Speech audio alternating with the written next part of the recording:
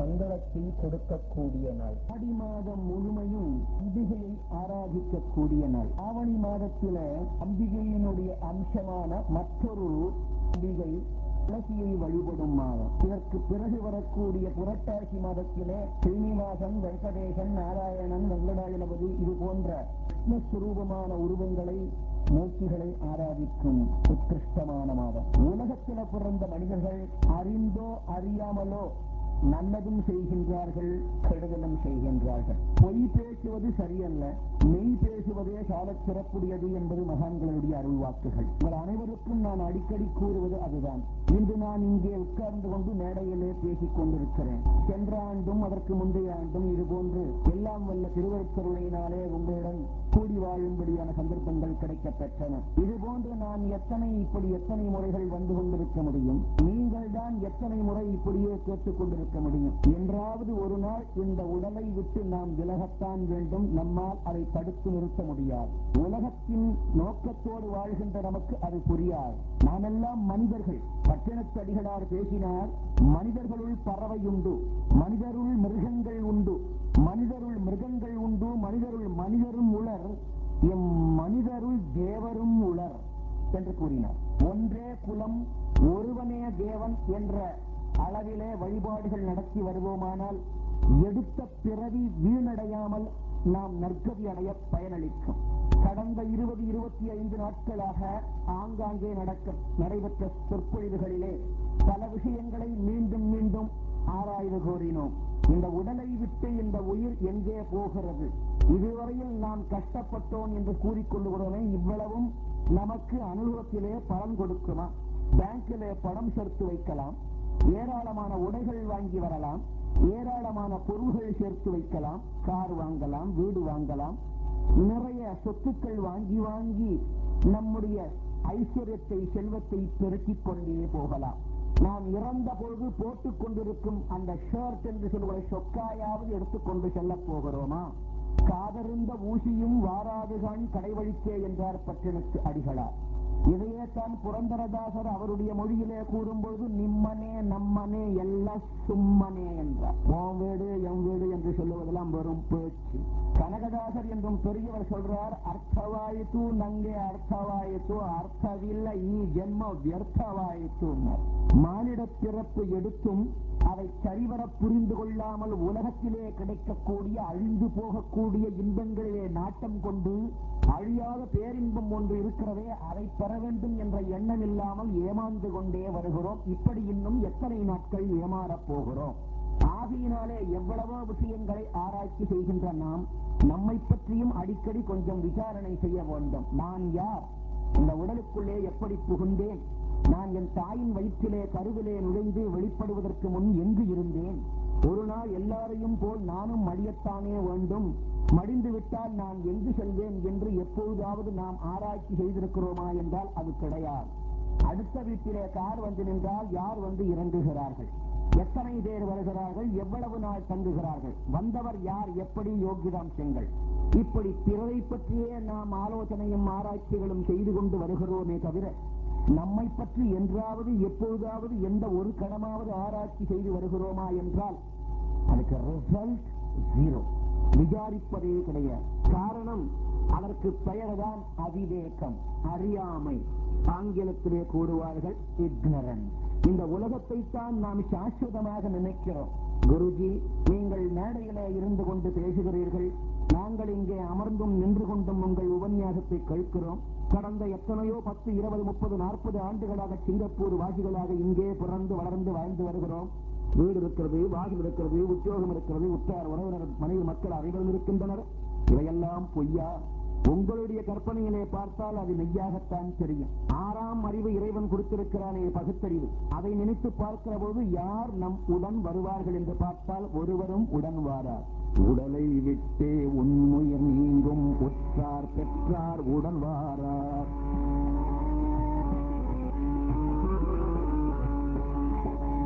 உடலை விட்டே உன்னுயிர் நீங்கும், உற்றார் பெற்றார் உடன் வாரார். வெறும் சடலத்தை கொண்டு சற்று நேரம் அழுவார், சாஸ்வதமாய் அவர் பின்தொடரார். வெறும் சடலத்தை கொண்டு சற்று நேரம் அழுவார், சாஸ்வதமாய் அவர் பின்தொடரார். ஓடி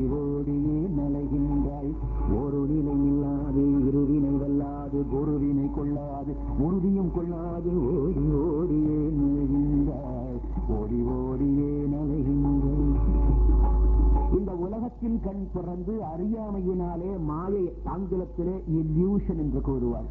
இந்த மாயைக்கு வசப்பட்ட காரணத்தினாலே நாம் காண்கின்ற காட்சி கண்டதே காட்சி கொண்டதே கோலம் என்று ஏமாந்து வருகிறோம். அதனாலே என் பொருள் என் மனை என்றதெல்லாம் ஒரு நாள் இல்லை என்று ஆகிடும் போது, விக்கி விக்கி நாவும் குழறிய போது மனம் எண்ணிடுமோ தெரியாது என்றார் அகத்திய பெருமான். மேரா மேரா கஹு கரு க்யா பலு பாயா ஹரிகே பஜன் பினா ஜூட் கமாயா என்று ஹிந்தியிலே கபீர்தாசர் சொன்னார். மொழிகள் வெவ்வேறாக இருக்கலாமே தவிர எண்ணங்கள் கருத்துக்கள் அனைத்தும் ஒன்றுதான். கங்கையாறு என்று பெயர் வித்தியாசப்படலாம், யமுனை நதி என்று பெயர் வித்தியாசப்படலாம், காவேரி என்று மற்றொரு நதிக்கு பெயர் இருக்கலாம். இந்நதிகளுக்கெல்லாம் பெயர்கள் மாற்றமாக இருந்தாலும் இவைகளெல்லாம் போய் சேருகின்ற இடம் சமுத்திரமாகிய ஒரே இடம்.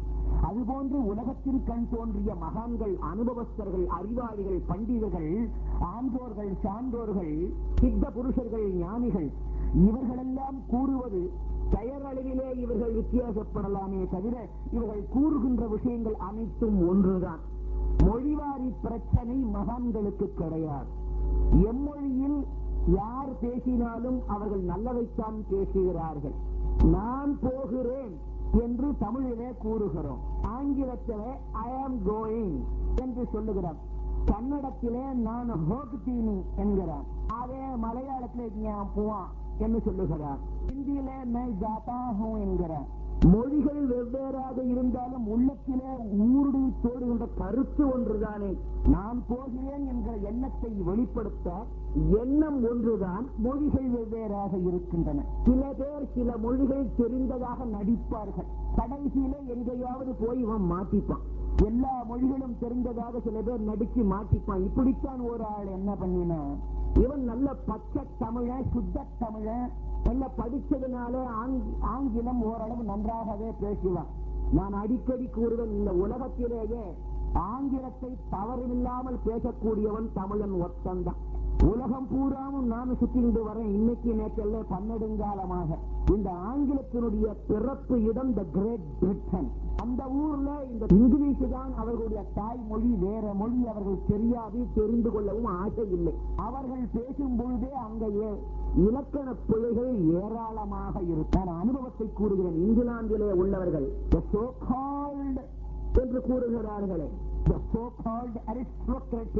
அவர்கள் பேசும்பொழுது இலக்கண பிழை இல்லாமல் இருக்கும். சாதாரண மக்கள் பேசும் பொழுது அங்கே இலக்கண பிழைகள், கிராமர் மிஸ்டேக்ஸ் ஏராளமாக இருக்கும். ஆனால் தமிழர்கள் பேசும்பொழுது சுத்தமாகவும் இருக்கிறது. காரணம், இவர்கள் பள்ளியிலே சென்று அறிவோடு படித்து தெரிந்து கொள்ளுகிறார்கள். அப்படி ஒரு பச்சை தமிழன் நன்றாக ஆங்கிலம் பேசுவான், தமிழ் தாய்மொழி நன்றாக பேசுவார். பிற மொழிகள் இவனுக்கு தெரிய வேண்டும் என்ற அவசியமில்லை, கொஞ்சம் தெரிந்தாலும் போதும், நன்றாக தெரிந்தவன் போல் நடிக்க தெரியும். நானும் தமிழன் தானே. இவர் என்ன பண்ணினா, ஒரு நாளைக்கு சிங்கப்பூர்ல இருந்தான். சிங்கப்பூர்ல இந்த கம்பெனியில உத்தியோகமா இருந்தானா, இந்தியாவில மைசூர் ஸ்டேட்ல பெங்களூர்ல இவங்க பிரான்ச் ஃபேக்டரி இருக்கு. இவனை டிரான்ஸ்பர் பண்ணி அங்க அனுப்பிச்சு வந்தாங்க. ஒரு 3 வருஷம் இந்தியாவில போய் நீ பெங்களூர்ல உத்தியோகத்தை பாருன்னு டிரான்ஸ்பர் பண்ணி ப்ரமோஷன் கொடுத்து அனுப்பிச்சாங்க. அங்க இவனுக்கு ஒரு சிலேடிவன் பெங்களூர்ல இருக்கா, முன்ன பின்ன இவன் போனதில்லை அந்த ஊருக்கு. பெங்களூர்ல அங்க உள்ளவர்கள், அந்த நாட்டவர்கள் பேசுவது கன்னட மொழி. ரொம்ப நளினமாக இருக்கும். கன்னட கஸ்தூரி என்று சொல்லுவார்கள். இந்த தெலுங்கர்கள் இருக்கிறார்களே, தெலுங்கு பேசுவார்கள், அவர்கள் என்ன சொல்லுவார்கள் தெரியுமா? தெலுங்கு பேட்ட அறவும் அத்வானம்.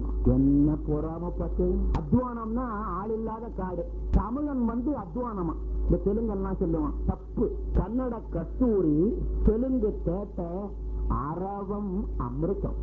எதுக்குலையும் எதிலையுமே கிடைக்காத ஒரு சுகம் இந்த தமிழ்ல ஒண்ணு கேட்டா உண்டு. ஏனைய மொழிகள் அனைத்தும் குருநாதனுடைய திருவிழினாலே நான் கற்றவன், தெரிந்தவன். யாம் அனுபவித்த அத்தனை மொழிகளிலும் தமிழில போன்ற ஒரு இனிமையான ஒரு மொழியை நான் எங்குமே காணவில்லை. காரணம், இந்த உலகத்தினிடையே முதற்கண் தோன்றிய மொழியே தமிழ்தான். பாக்கி மொழிகள் எல்லாம் பிறகு தோன்றியதே தவிர, இந்த உலகம் என்று தோன்றியதோ அன்று முருகப் பெருமானுடைய திருமுக கமலத்திலிருந்து தோன்றியது தமிழ் மொழி. மற்ற மொழிகளிலே தமிழோ அல்லது வடமொழியான சான்ஸ்கிரிட் என்னும்படியான சமஸ்கிருதமோ கலந்துதான் இருக்கும். மலையாளத்தை எடுத்துக் கொள்வோமானால் 15% தமிழும் 75% சான்ஸ்கிரிட்டும் இடையே அனுபவமான பாக்கி பர்சன்டேஜ்.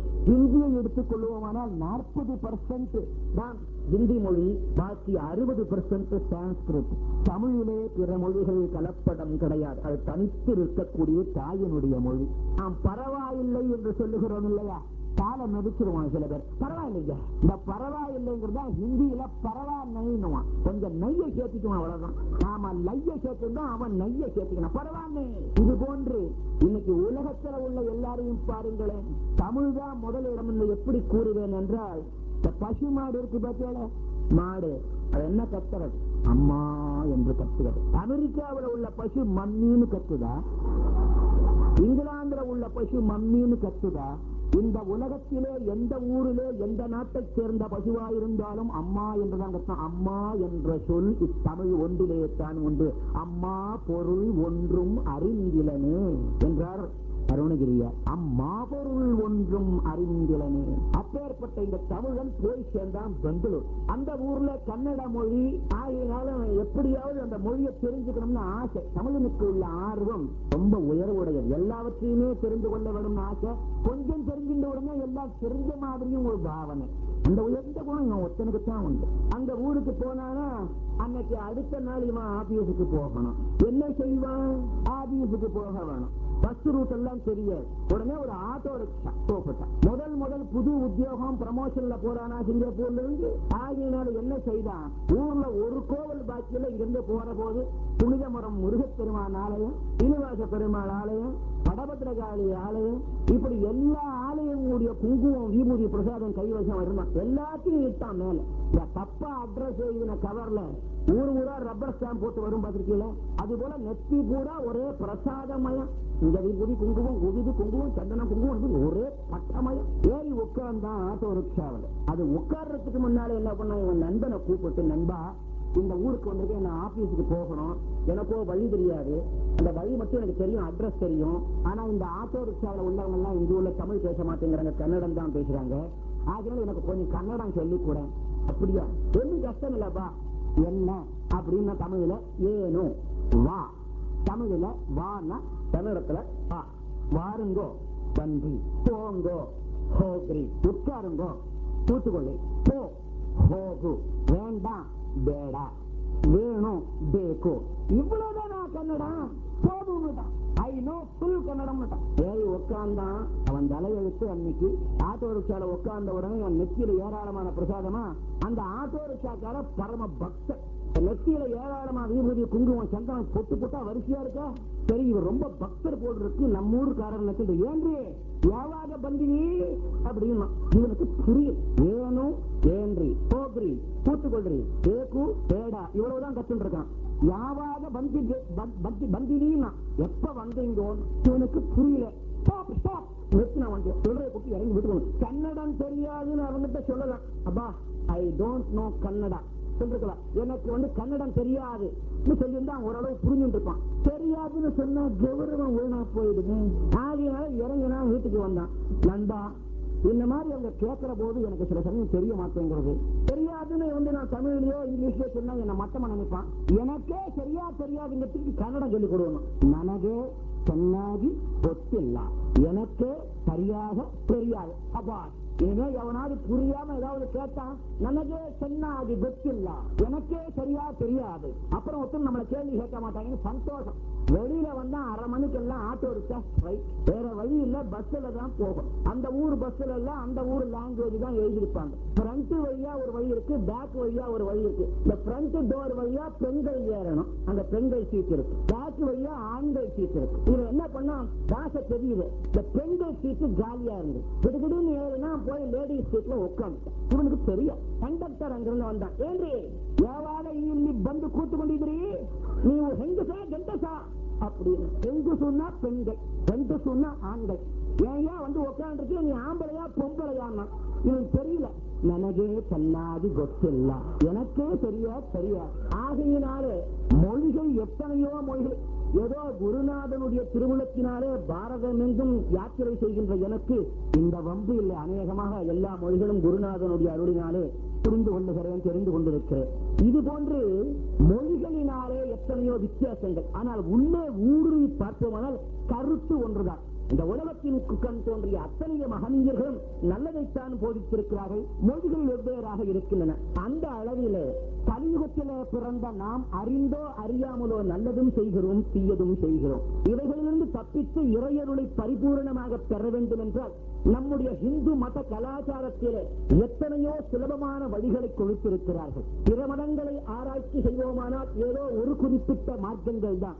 இந்து மதத்திலே ஏராளமான வழிகள், கஷ்டமான வழிகளும் உள்ளன, சுலபமான வழிகளும் உள்ளன. அந்த அளவிலே வெள்ளிக்கிழமையோரும் தவறாமல் யார் ஒருவர் இத்துளசியை ஆராதித்து வருகிறார்களோ அவர்களுடைய சகல வினைகளும் நீங்கி தரித்திரம் நீங்கி சௌபாகியத்தோடு வாழ்கின்றார்கள் என்று துளசி புராணம் கூறுகிறது. சாட்சாதி வைகுண்டவாசனான ஸ்ரீவன் நாராயணன் ஒரு சமயம் அரக்கர்கள் என்று கூறும்படியான தைத்தியர்கள், இந்த அரக்கர்கள் இனத்தில எத்தனையோ வம்சங்கள் இருக்கின்றன இல்லையா? மொழிகளிலேயே எவ்வளவோ வித்தியாசங்கள் இருக்கின்றன. ஒரே தமிழ் மொழி, சென்னையிலே பேசுகின்ற தமிழ் வேறு, தஞ்சாவூரிலே பேசுகின்ற தமிழ் வேறு, மதுரையிலே பேசுகின்ற தமிழ் வேறு, ஈழத்திலே பேசுகின்ற தமிழ் வேறு. தமிழ் ஒன்றுதான், ஆனால் இடத்திற்கு இடம் அந்த மொழியானது மாறுபட்டு விளங்குகிறது. இப்படி இந்த அரக்கர் கூட்டத்திலே பல இனங்கள், அவர்களிலே தைத்தியர்கள் என்று ஒரு இனம். இந்த தைத்தியர்களாகிய அரக்கர்களுடைய ஹிம்சை தாங்க முடியாத தேவர்கள், முனிவர்கள், பக்தர்கள், ஞானிகள், சித்த புருஷர்கள் எல்லாம் நாரணனை குறித்து பெருத்த ஒரு தவம் இயற்றினர். எம்பெருமான் மகாவிஷ்ணு இவருக்கு தரிசனம் கொடுத்தான். கார்த்தின் கடவுள், முனிவர்களே, தேவர்களே, உங்களுடைய கவலை என்ன? எம்பெருமானே, இந்த அரக்கர்களாகிய தைத்தியர்களுடைய கொடுமை எங்களால் தாங்க இயலவில்லை. எத்தனையோ திருவவதாரங்கள் எடுத்து நல்லவர்களை எல்லாம் காப்பதற்காக தீயவர்களை அழிக்கின்ற பெருமானே, எங்களை காக்க வேண்டும். பரித்ராணாய சாதுனாம் விநாசாய துஷ்கிருதம் தர்ம சம்ஸ்தாபனார்த்தாய சம்பவாமி யுகே யுகே என்று பகவத்கீதையிலே தர்மத்தை ஸ்தாபனம் செய்வதற்கும் அதர்மத்தை அழிப்பதற்காகவும் அவ்வப்பொழுது நான் திருவவதாரம் எடுக்கிறேன் என்று பகவத்கீதையிலே பகன்றான் பரமாத்மா கண்ணன். அப்பேற்பட்ட பரமாத்மாவான ஸ்ரீவன் நாராயணனை வேண்ட நாராயணன் இத்தைத்தியர்களை எல்லாம் வதை செய்தார். விஸ்வரூப தரிசனம் எடுத்து 1000 கைகளோடு தோன்றினார். அன்றுதான் மகிழ்ச்சிகள் சூக்தங்களை ஏற்படுத்தார்.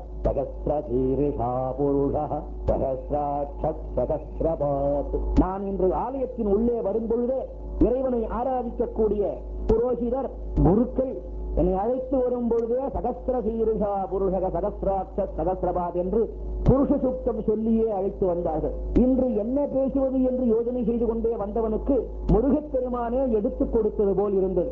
ஆகையினாலே இன்று ஓரளவு துளசி புராணத்தை பார்க்க போகிறோம்.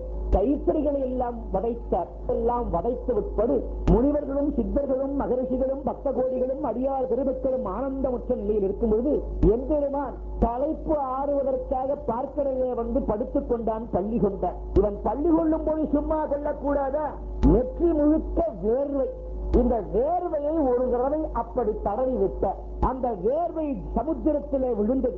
எம்பெருமானுடைய திருவுருவத்திலிருந்து எது தோன்றினாலும் ஒரு பிறவி உண்டாகிவிடும். அந்த வேர்வை ஜலத்திலே விழுந்தவுடனே அதிலிருந்து ஆகாசத்துக்கும் பூமிக்கும் அளவிட முடியாத உயர முடிய பருமனான பலம் பொருந்திய ஒரு அரக்கன் தோன்றினான். இருக்கின்ற அரக்கர்களை எல்லாம் அழித்த பிற்பாடு களைப்பாற வேண்டும் என்று வந்த நேரத்திலே இவர் வேர்வையை தடவி எடுக்க இவ்வேர்வை நீர்த்துளிகளானது ஜலத்திலே விழ பிறகு அங்கிருந்து ஒரு அரக்கன் தோன்றினார்.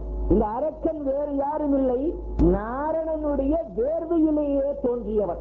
ஆகையினால் நாரணனுடைய பூரண அம்சம் பெற்றவன். இருந்தாலும் வேர்வை நாற்றம் எடுக்கக்கூடியதுதானே, வேர்வை கழிவுப் பொருள் தானே. ஆகையால் கழிவுப் பொருளுக்கான ஏற்பட்ட குணங்கள் இவனிடத்தில் இருந்தன, நற்குணங்கள் இல்லை. இந்த புராண கதைகள் எல்லாம் இப்படி தோன்றலாமா என்று நீங்கள் கேள்வீர்கள். பண்டைய காலத்து மக்களை விட தற்காலத்து மக்களுக்கு அறிவும் ஆராய்ச்சியும் அதிகம். நாரணனுடைய உடலிருந்து தோன்றிய அரக்கனுக்கு கெட்ட குணம் இருக்கலாமா என்று கேட்கலாம். இப்புராணங்கள் எல்லாம் தோன்றியது நமக்கு பல அறிவுகளை புகட்டுவதற்காக. எடுத்த எடுப்பிலேயே உங்களிடத்திலே நான் வேதாந்தம் பேசுவேனானால் உங்கள் ஒருவருக்கும் பிடிக்காது. ஆகினால்தான் பண்டைய காலத்திலிருந்து கதை வடிவத்தில்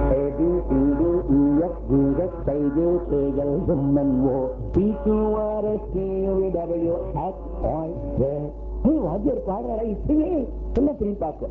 Once upon a time, I'm going to tell you a story. Dear, listen to me. There lived a king. His name was Arjuna. What is his name?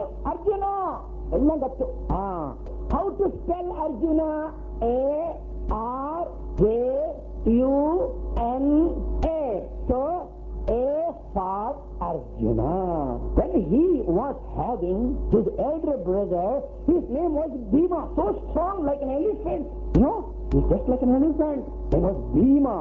B-I-M-A. So these times was Bhima.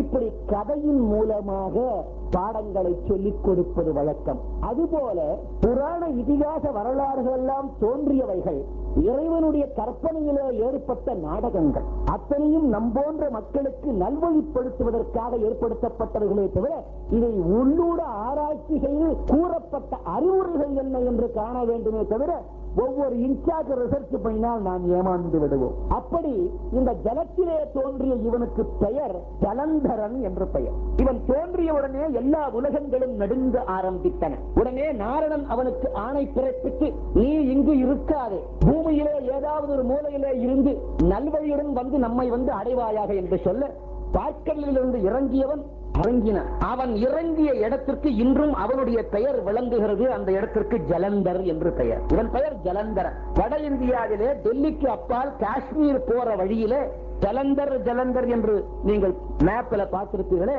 அந்த இடத்தில் இவன் வந்து இறங்கிய காரணத்தினாலே அங்கே ஜலந்தர் என்று பெயர் அந்த ஊருக்கு. எத்தனையோ ஊர்களுடைய பெயர்கள் காரண பெயர்களாக விளங்குகின்றன. அப்படி இவன் வந்து எல்லோருக்கும் மீண்டும் பல தொல்லைகள் கொடுத்து வருவார். அந்த நேரத்திலே பாரதத்தை ஆண்டு வருகிறான் ஒரு மன்னன். அவன் பெயர் சித்திரகேத். வெகு நாளாக இவனுக்கு குழந்தை இல்லை என்று பெரும் விஷ்ணு பக்தன் இவன். இறைவனை குறித்து தவம் இயற்றினான். இவன் ஒரு பெண் மகவை பெற்றெடுக்கிறான். அழகு நிரம்பியவள், சாட்சாத் அம்பிகையினுடைய அம்சம் போல் தோன்றுகிறாள்.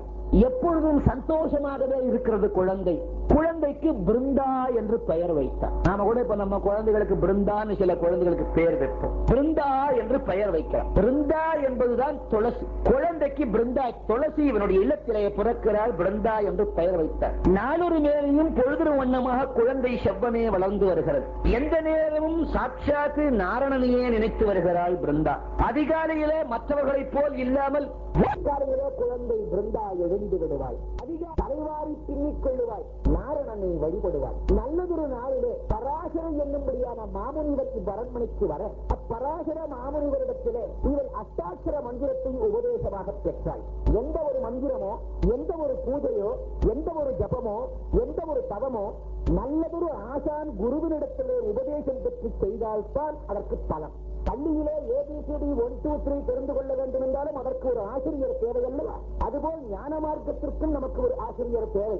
ஆகியனாலே விஷயம் தெரிஞ்ச மகான்களை அண்டி அவர் மூலமாக எது சொன்னாலும் சரி நம்பிக்கையோடு வழிபடுவோமானால் கிடைக்கும். கனகதாசர் என்று ஒரு பெரும் பக்தர் இருந்தார். இவர் ஒரு சமயம் உபதேசம் கேட்டுக் கொண்டிருக்கும் பொழுது ஒரு உபன்யாசகர் கூறினார், 12 வேதங்கள் படித்து உணர்ந்தாலும் குருவருள் இல்லையே, திருவருள் இல்லை என்று கூறினார். நல்லதொரு குரு வேண்டும் என்று கொண்டு தேடிக்கொண்டு செல்ல வியாசராயர் என்று அந்த காலத்திலே ஒரு பெரும் மகான் இருந்தார், மடாதிபதி. மத்திய சம்பிரதாயம், நம்முடைய இந்து மதத்தை காப்பதற்கு 3 பெரியார்கள் அவதரித்தார்கள். சங்கரர், ராமானுஜர், மத்வர். இப்படி மாத்வாச்சாரியுடைய சம்பிரதாயத்திலே வந்தவர் வியாசராயர். இந்த வியாசராயர் தன் சீடர்களோடு இருக்கின்றார். கனகதாசர் என்ன செய்தார்? நேராக சென்றார், அவர் திருவடிகளிலே விழுந்தார். இந்த வியாசரர் பிறப்பினாரே அந்தனர். இவருடைய சீடர்கள் எல்லாம் அநேகமாக அந்தன சீடர்கள். இவரே கனகதாசர் அந்தனர் அல்ல. நம்மை சீடனாக இவர் ஏற்பாரோ மாட்டாரோ என்ற சந்தேகம் இருந்தாலும் தன்னுடைய பக்தி வீண் போகாது என்று திருவடிகளிலே விழுந்தார். ஐயனே, இவ்வேளையை சீடனாக ஏற்றுக்கொண்டு எனக்கு அருள் செய்ய வேண்டும் என்று கூறினார். பார்த்தார் வியாசராயர். வந்திருக்கின்ற கனகதாசன் பெரும் பக்தன் என்று தெரிந்து கொண்டார். இவன் உண்மையான பக்தனா என்று மற்றவர்கள் தெரிந்து கொள்ளட்டும் என்று தீர்மானித்து, எப்பொழுதுமே குரு தன் சிஷ்யனை பெருமையாக பேசவே மாட்டான், நினைப்பார். குருவே தன் சிஷ்யனை சபாஷ் என்று சொல்லிவிட்டால் அந்த சிஷ்யனுக்கு ஆணவம் அகங்காரம் வந்துவிடும். ஆணவமும் அகங்காரம் இருந்தால் அவன் ஆன்மீக துறையிலே ஒரு படி கூட மேல் ஏற முடியாது. அகங்காரமற்ற நிலையிலே இருப்பவர்களுக்குத்தான் ஆன்மீகம் புரியும், விளங்கும், புலப்படும், கிடைக்கும். ஆகினாலே ஆணவம் அற்ற நிலையில் தான் ஆண்டவனை வழிபட வேண்டும். இச்சிறியனால் ஆவது என்னே, எனக்கு ஒன்றுமே தெரியாதே ஐயனே என்று போக வேண்டும். அந்த அளவிலே விழுந்தார். ஆனால் மற்ற சீடர்கள் எல்லாம் இவன் யாரோ ஒன்றும் தெரியாதவன், இவனாவது சீடனாவது இவனுக்கு நம் குருநாதன் உபதேசமே செய்ய மாட்டார் என்று இவர்களுக்குள்ளே பேசிக் கொள்ளுகிறார்கள். பார்த்தார் குருநாதர். இவருக்கெல்லாம் எப்படியாவது புலப்பட செய்ய வேண்டும் என்று தீர்மானித்தார். யாரப்பா நீ? என் பெயர் கனகன் சுவாமி. அப்படியா? என்று கொண்டார். ஆசானுடைய அருள் இல்லாமல் ஆண்டவன் அருள் கிடைக்காது என்று ஒரு பெரியவர் கூறினார். ஆகையாலே தங்களிடத்திலே உபதேசம் பெற வந்திருக்கிறேன். இவ்வேளைக்கு உபதேசம் செய்து அருள வேண்டும். என்னப்பா உனக்கு உபதேசம் செய்ய வேண்டும்? ஏதாவது மந்திரங்கள் உபதேசம் செய்யுங்கள், அதை வைத்துக் கொண்டு நான் முன்னேறி விடுகிறேன். என்ன மந்திரம்? அது என்ன கோண மந்திரம்? போடா என்று விரட்டினார். உள்ளூரோ அவர் விரட்டவில்லை, மற்றவர்களின் கண்களிலே விரட்டும்படியாக நடித்தார். கோண மந்திரம், போடா கோணப்பயல என்று சொன்னார். இவன் என்ன செய்தான்? அவர் சொன்னதையே மந்திரமாக எடுத்துக்கொண்டார். அவர் செய்த வசவையும் ஒரு மந்திரமாக எடுத்துக்கொண்டு தனியாக ஒரு இடத்துல அமர்ந்து கோண கோண கோண கோண கோண இப்படியே ஜபித்துக் கொண்டிருக்கிறார். கோண என்றால் யமன் ஏறுகின்றானே எருமை வாகனம், அந்த எருமை வாகனத்துக்கு கோணான்னு பேர். இவன் கோண என்ற அசையாத பக்தியுடன் ஜபித்தவுடனே எருமை யமன் ஏறுகின்ற பரி, யமனுடைய வாகனம் எருமை தோன்றியது. எருமை தோன்றும்போது தனியாக தோன்றுமோ, அதன் மீது யமனோடு தோன்றும். யமன் கற்கின்றான் கனகரை பார்த்து, என்ன வரம் வேண்டும் கனகா என்றான். இரவா வரம் கொடு தந்தோம் என்றார். ஆகினாலே கனகதாசருக்கு முக்தி கிடைக்கின்றது. மற்ற சீடர்கள் எல்லாம் எத்தனையோ ஆண்டுகளாக குருவினிடத்தில் இருந்தும் அவர்களுக்கு அந்த பக்தியும் ஸ்ரத்தையும் நம்பிக்கையும் இல்லாதனாலே அவர்களுக்கு இறையுருள் விரைவிலே கிடைக்கவில்லை. கனகனுக்கு வந்து 6 மாதங்களுக்குள்ளே கிடைத்தோட்டனே அவனுடைய ஒரு நம்பிக்கை, திடமான அசையாத நம்பிக்கை. அதுபோல இந்த பிருந்தா தேவியானவர் எல்லாம் வல்ல நாரணனை அசையாமல் பணிந்து வருகிறாள். மனதிலே கற்பனை செய்தாள், ஆண்டவனே பெண்ணாக பிறந்து விட்டேன், எனக்கு பிருந்தா என்று பெயரும் வைத்து விட்டார்கள். என்னுடைய நினைப்பிலே நாரணா, நான் உன்னைத்தான் திருமணம் செய்து கொள்ள வேண்டும். ஆனால் உன்னை திருமணம் செய்து கொள்ளுகின்ற அளவுக்கு நான் உயர்ந்த நிலையை அடைய வேண்டாமா? சாதாரண ஒரு மனித பிறவி எடுத்த எனக்கு அது போன்ற ஒரு பெரும் வாய்ப்பு கிடைக்குமா? உன்னையே மணந்து கொள்ள வேண்டும் தான் என் உள்ளத்திலே எண்ணம், ஆசை.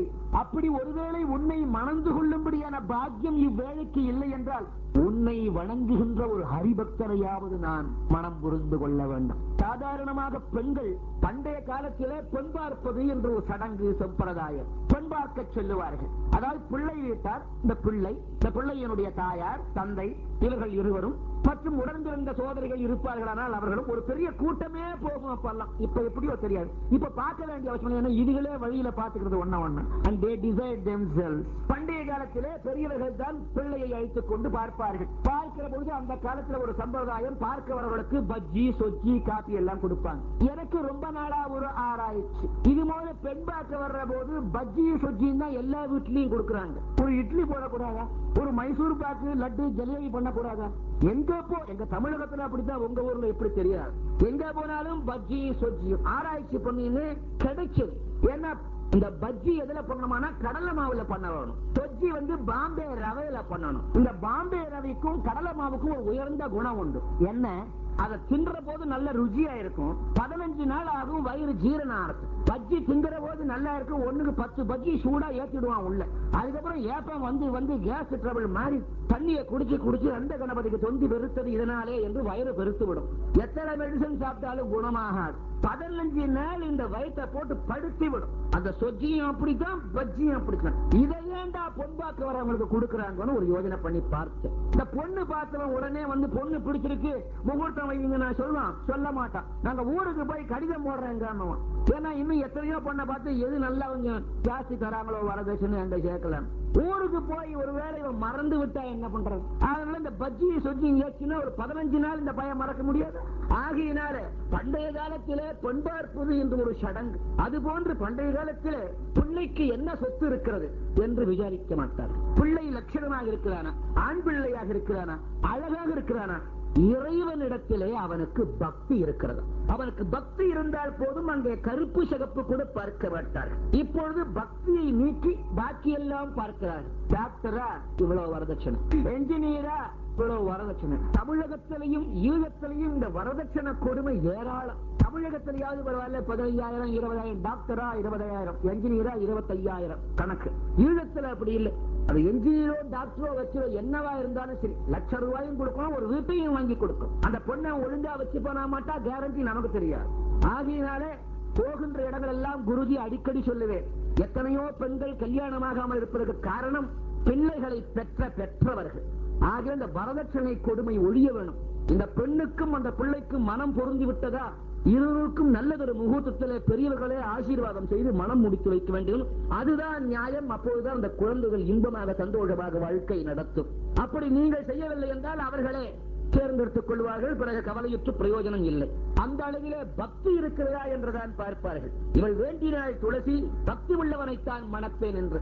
நாளிடைவிலே இந்த ஜலதரன் திக்விஜயம் செய்து கொண்டு வருகின்ற பொழுது பிருந்தா என்பும்படியான இந்த நங்கை நந்தவனத்திலே மற்ற தோள்களுடன் விளையாடிக் கொண்டிருக்கும் பொழுது இவள் ஒரு பந்தை எடுத்து வீச, பூப்பந்து, அப்பூப்பந்து வருகின்ற ஜலந்தரனுடைய மார்பிலே போய் விழுந்தது. பார்த்தான், விழுந்ததோ ஒரு பூப்பந்து. கண்டான் இந்த நங்கையை. அந்த காலத்திலேயே கண்டதும் காதல் உண்டு. இது ஏதோ புதிதாக இப்பொழுது ஆரம்பம் அல்ல. உலகம் தோன்றிய நாள் முதல் கொண்டே எல்லாமே நம்முடைய பெரியவர்கள் நடத்தி வந்திருக்கிறார்கள். ஆமா, கலப்பு திருமணம் கலப்பு திருமணம் என்று இப்பொழுது என்னமோ கூறுகிறார்கள், புதிதாக கண்டுபிடித்த மாதிரி. இந்த கலப்பு திருமணம் அந்த நாளிலேயே நடந்திருக்கிறது. வசிஷ்டர் அந்தணர், அவருடைய மனைவி ஹரிஜன ஸ்திரீ அருந்ததி. வேதவியாசர் அந்தணர், அவருடைய மனைவி செம்படவஸ்திரீ. ஆகினாலே அந்த காலத்திலேயே பெரியவர்கள் மகான்கள் உடலினாலே பிறப்பினாலே ஜாதி வித்தியாசம் இல்லாமல் உள்ளத்திலே ஆன்ம வடிவத்திலே எல்லோரும் ஒன்று என்று கருத்து கொண்டு துணைந்தார்கள். இப்பொழுதுதான் அறியாமையினாலே நாம் உயர்ந்த ஜாதி தாழ்ந்த ஜாதி என்றெல்லாம் பேசிக் கொள்ளுகிறோம். ஆண்டவனுடைய சன்னதியிலே ஜாதியோடு சென்றையானால் உனக்கு அங்கே இடம் கிடைக்காது. நான் ஒரு மனிதன், இறைவனை எண்ணுகிறேன், ஒன்றே குலம் ஒருவனே தேவன் என்கிற எண்ணத்தோடு போகின்றவர்களுக்குத்தான் அந்த இறையருள் கிடைக்கும். அந்த ஏன் ஈரங்கத்திலே பாணாழ்வார் என்று ஹரிஜனத்திலே ஒருவர் இருந்தார். அவரை ஊருக்குள்ளே விடாமல் இருந்தார்கள் மற்ற அந்தணர்கள். எம்பெருமான் சேவை சாதித்து பாணாழ்வாரை பல்லக்கிலே சுமந்து வந்தால் ஒன்றிய கோவிலை திறக்க மாட்டேன் என்றார். பிறகு அத்தனை அந்தண பெருமக்களும் பாணாழ்வாரான ஹரிஜனரை பல்லக்கிலே சுமந்து வந்தார்கள்.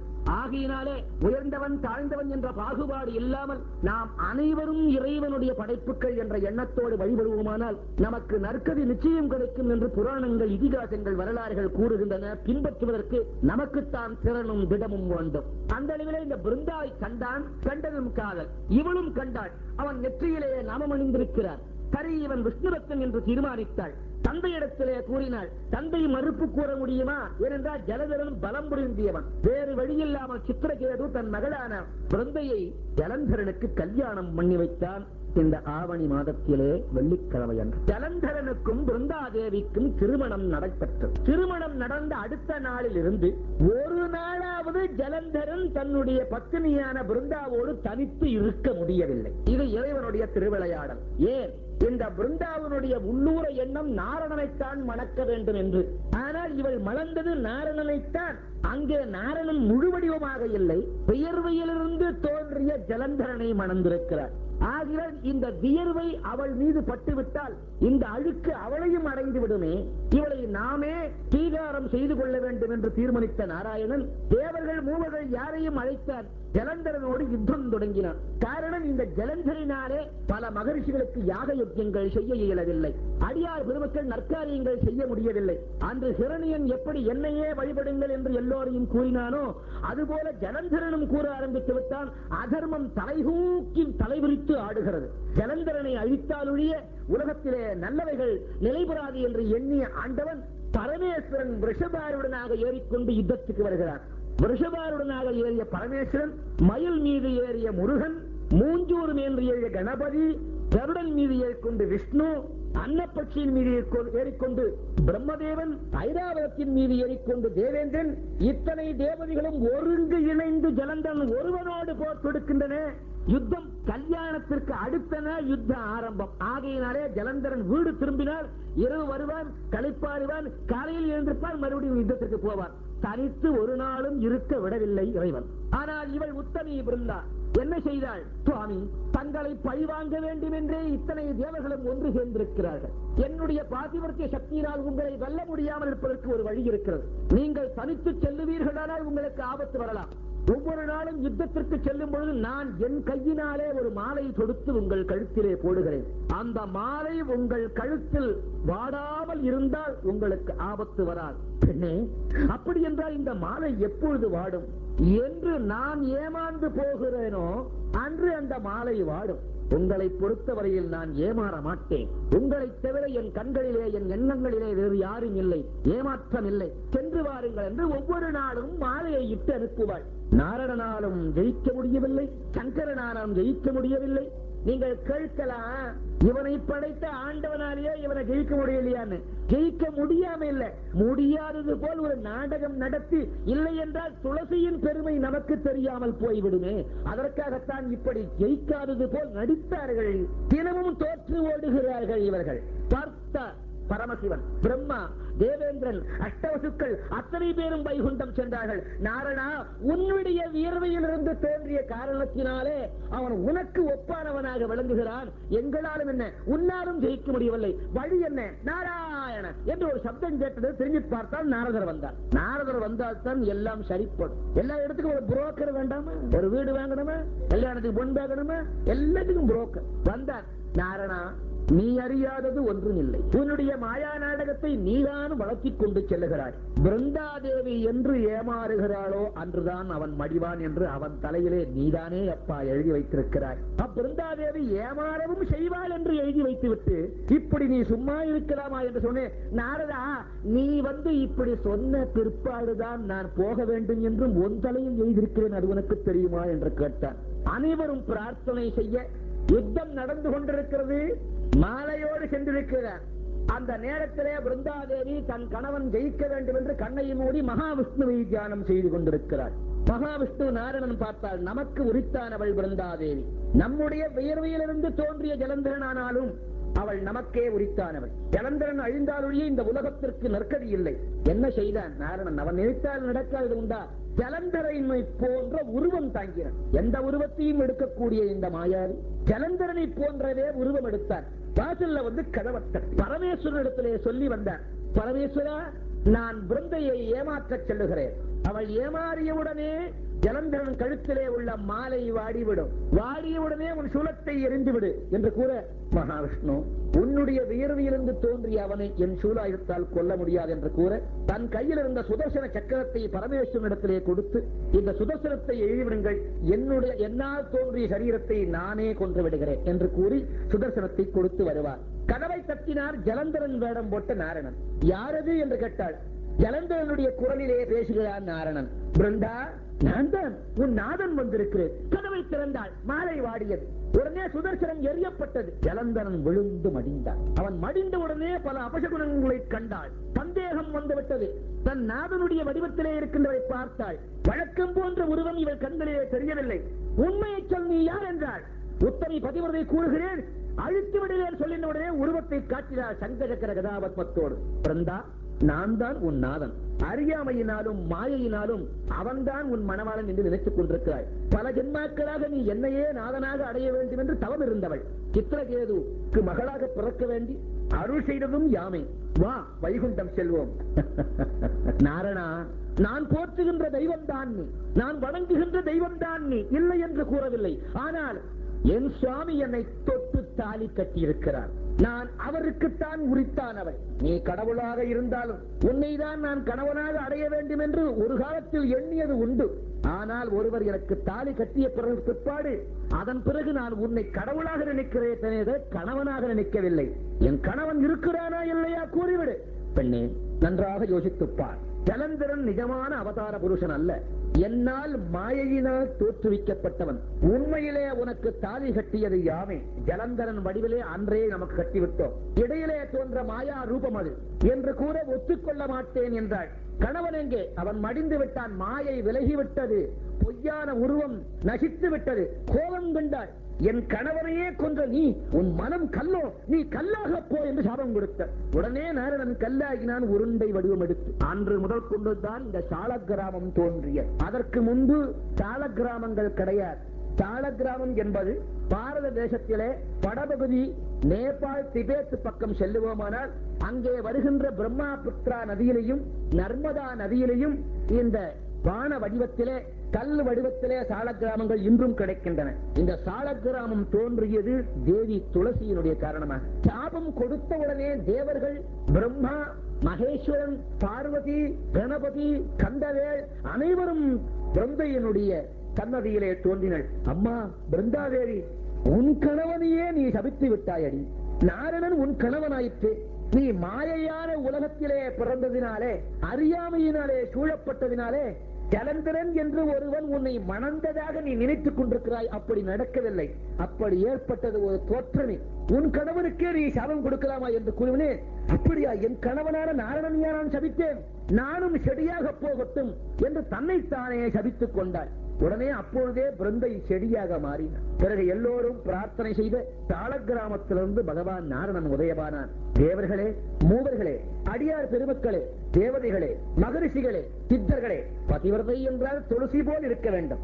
உண்மை தெரிந்தவுடனே தன்னையும் சபித்துக் கொண்டு செடியாக மாறிவிட்டாள். இன்று முதல் என்னை ஆராதிக்கின்றவர்கள் யாராயிருந்தாலும் சரி, எனக்கு நிவேதித்தாலும் சரி, என்னை நினைத்தாலும் சரி, துளசிதளம் ஒன்றையாவது அந்த பூஜையிலே அவர்கள் சேர்த்தினால்தான் அந்த பூஜையை நான் ஏற்பேன். எத்தனை மாலைகள் போட்டு என்னை அர்ச்சித்தாலும் ஒரு துளசி தளத்தை போட்டு அர்ச்சித்து விட்டால் 14 உலகங்களையும் காண முடியாத சுகங்களை அந்த மக்களுக்கு நான் கொடுக்கின்றேன் என்று கூறி துளசியை எழுந்து வா என்று கூற, அவளும் செடியிலிருந்து மீண்டும் சுயரூபத்தோடு துளசி வர, இருவருக்கும் நல்லதொரு தினத்திலே தேவதைகளே இருந்து இந்த திருக்கல்யாணத்தை துளசிக்கும் நாராயணனுக்கும் நடத்தி வைத்தார்கள். அப்பொழுது துளசி எல்லோருக்கும் அனுகிரகம் செய்வாள். சுவாமி, பூர்ணமான மகாலட்சுமி தேவி வைகுண்டத்திலே இருக்கிறாள். முதலே நான் தோன்றியுடனே எனக்கு அடைக்கலம் கொடுத்தவள் உங்களுடைய இளைய மனையாளான பூதேவி, பூமாதேவி. அவள்தான் என்னுடைய பிறப்புக்கு காரணமாக இருந்தவள். வைகுண்டத்திற்கு நான் வரவில்லை. இந்த உலகத்து மக்களுக்கு அருள் செய்ய வேண்டி இந்த பாருலகம் பிரளய காலம் வருகின்ற வரையில் நான் பூமியிலேயே இருந்து கொண்டு பூவுலக மக்களுக்கு அருள் செய்து கொண்டிருக்கிறேன், ஆசீர்வதிக்கும் என்று கூற, அன்று முதல் துளசி தேவியானவள் வைகுண்டம் செய்கின்றவர்களுக்கெல்லாம் இவள் அருள் செய்து அனுப்பினாள். பிரளயம் முடிந்த பிற்பாடு தான் வருகிறேன் என்று கூறினாள்.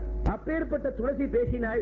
யாருக்காவது மனசிலே சஞ்சலம் இருக்குமானால், யாருக்காவது மனசிலே கவலைகள் இருக்குமானால், யாருக்காவது ஏதோ கவலைகள், வியாதி குணமடையவில்லை என்ற கவலையும், எத்தனையோ துக்கங்கள், மனிதனுக்கு துக்கத்திற்கு அளவா சொல்ல வேண்டும். உட்கார்ந்தால், நின்றால், நினைத்தால், படுத்தால் எல்லா வழிகளிலும் துக்கம், கவலையை தவிர சந்தோஷம் எப்பொழுதோ ஒரு வினாடி வருகிறது, ஓடி விடுகிறது.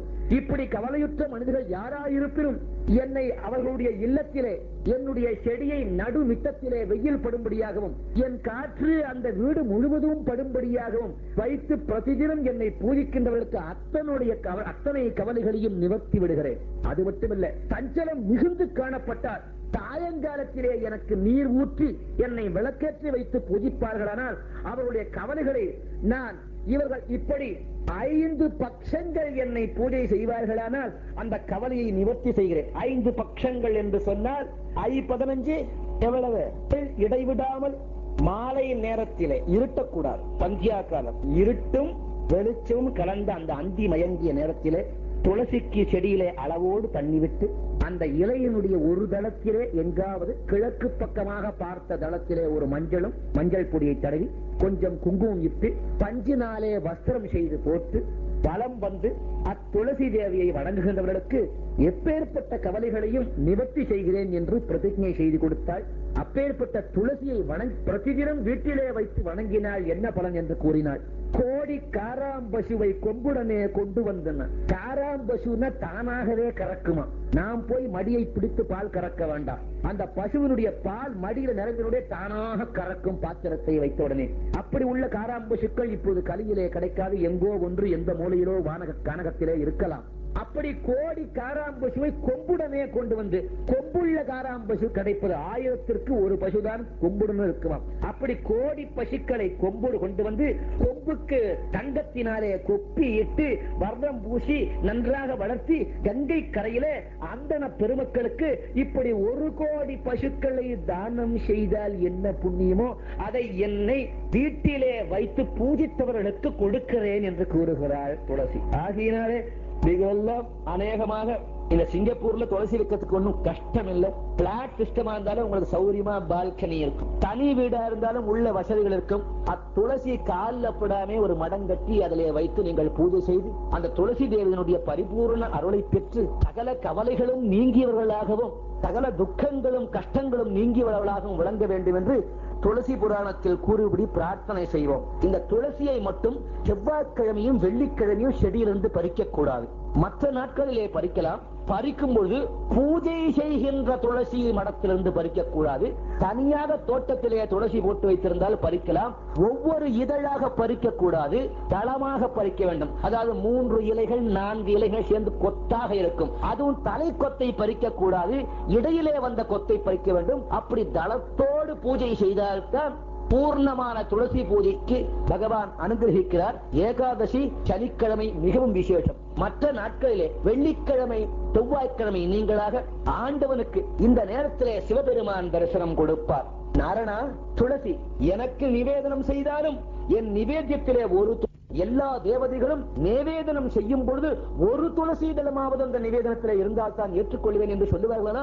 அத்துளசியினுடைய பெருமையை என்னென்று சொல்லுவது? அந்த துளசி இருக்கின்ற வீட்டிலே பாம்பு வராது. பிரதிதினம் ஒரு பிடி துளசியை பறிச்சு சாப்பிடுகின்றவனுக்கு எந்த நோயும் உடலிலே வராது. அந்த வீட்டுக்குள்ள முதல்ல பாம்பு வராது. நல்ல தேள் கடிச்சு விட்டுதா, துளசியும் சுண்ணாம்பியும் ஒன்னா வச்சு கசக்கி தேள் குட்டி நடத்த வச்சு ஒரு அமுக்கு அமைக்கிற 1/2 மணிக்குள்ள விஷம் இறங்கும். அப்பேற்பட்டமான உத்கிருஷ்டமான துளசி இயற்கையிலேயே மருந்தாகவும் செயற்கையிலேயே அருள் ரூபமாகவும் விளங்கக்கூடிய அந்த துளசியினுடைய அருள் உங்கள் அனைவருக்கும் கிடைக்க வேண்டி விடைபெறுவோம்.